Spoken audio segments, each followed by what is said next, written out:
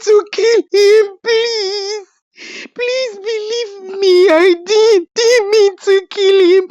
Please, please. Woman's cries echoed through the village square. Her voice was trembling as she fell to her knees, but the crowd only stared back, their faces darkened with anger and disgust. As dey talk am, person wey no dey hear word, na im body go tell am. Dis story no be ordinary matter, and e begin years ago for one quiet village wey love dey shine like full moon. Dis was the home of Lara and Deji, a newlywed couple whose bond was the envy of all who saw them. Their laughter echoed through the village streets. Deji and Lara are a reminder of what true love should be. But even the strongest love can be tested. You know as life be. No matter how sugar sweet, e still dey attract ants. Shortly after moving into Deji's house, Lara noticed something peculiar. There was a room, always locked. Every time she passed it, unease stirred in her chest. One day, while cleaning, she decided to peek inside. What's the worst that can happen if I open this door? Out of bounds. Hey, Lara. Out of bounds. Hey, it's high time I open this door. When Deji returned home that evening, she confronted him. Deji, why is that room locked? What's inside that room? I need answers. I need to know, and I need to know now. Deji froze. His usual carefree demeanor shifted, replaced with a grave expression. Slowly, he placed his bag down and approached her. There was something distant in his eyes, an invincible barrier she hadn't noticed before. Deji, I am your wife, and we are supposed to share everything. Why are you keeping secrets from me? Deji, for this life, trust dey like egg. Once e don break, wahala don enter. Deji, you shouldn't be keeping secrets from me. You should not. He hesitated before speaking, as if weighing his words. Then, in a calm but firm tone, he explained that the room was off limits for her own good. Whatever was inside, he assured her, was a burden she did not need to bear. His face betrayed no further emotion as he turned away, avoiding her gaze. That night, as she lay in bed, the locked door haunted her thoughts. What could be in that room? What is Deji hiding? Should I forget about it? Or why is it out of bounds? Why is it locked? It turned into weeks, and Lara couldn't shake her suspicion.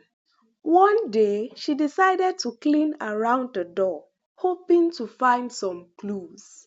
As she dusted, she noticed a key hanging on a small hook nearby. Her hands trembled as she reached for it. She unlocked the door and stepped inside.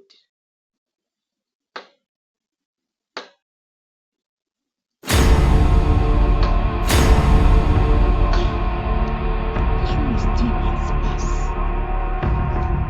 Why is there only a single object here?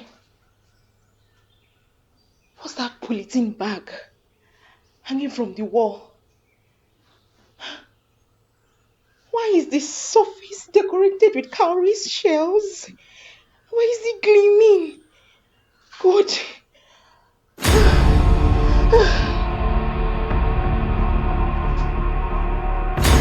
Before she could touch it, Deji appeared in the doorway. Lara, what are you doing here? Deji, I just wanted to know what you were hiding. Deji, I just wanted to know what you were hiding. What is this room? Deji's features softened as he motioned for her to sit.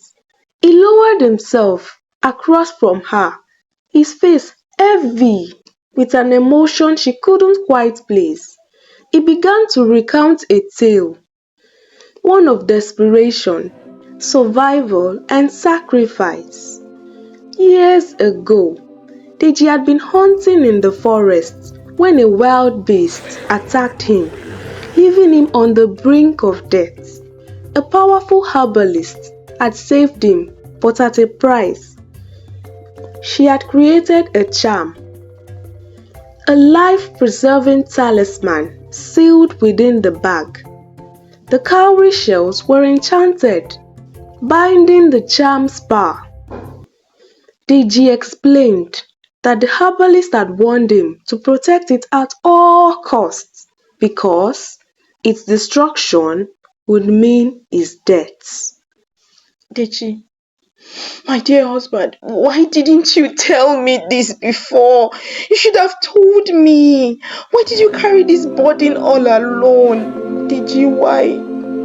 I promised to protect this storytelling bag with my life. I promise to protect it. I promise to treasure this. Thank you so much for sharing this important part of your life with me. Thank you.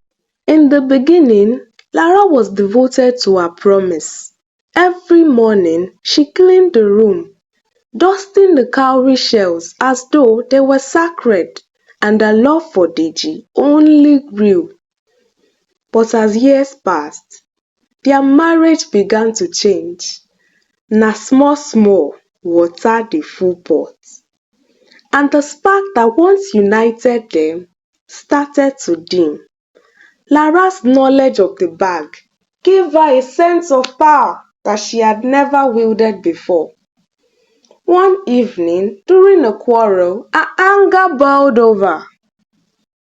You think you are untouchable? Don't you? Don't you? I will kill you! Your life is in my hands! Deji! I will kill you! Lara stormed into the locked room. Deji followed, his footsteps heavy with dread. Lara! Stop! Stop! I am tired of living in fear! Deji! You don't deserve my trust or my care! I am tired! Deji! With that, she slashed the bag. A cloud of fine white powder burst forth, filling the air. Lara froze as the powder stung her eyes, her screams piercing the air. Mice! Mice! Oh! Mice! The elders rushed to her side, but it was too late. Her vision blurred and her body weakened. As the dust settled, Deji stood silently. His expression wasn't one of relief, it was sadness. Quietly, he turned to the elders and revealed the truth. The bag hadn't contained his life at all. Inside was a mixture of the world's hottest peppers, ground into a deadly powder. Deji had fabricated the story to teach Lara the value of trust. He never imagined it would come to this. I didn't mean to kill him, please. Please believe me. I didn't mean to kill him. Please, please. But the damage was done. Moral of the story: trust is the foundation of any relationship. When broken, it leads to ruin. And as dem dey talk, anger fit carry person enter gutter, but na only regret go remain when e clear. Now, if you were Deji, could you ever forgive Lara? And don't forget to like, share and subscribe, because better gist no dey ever finish for dis channel.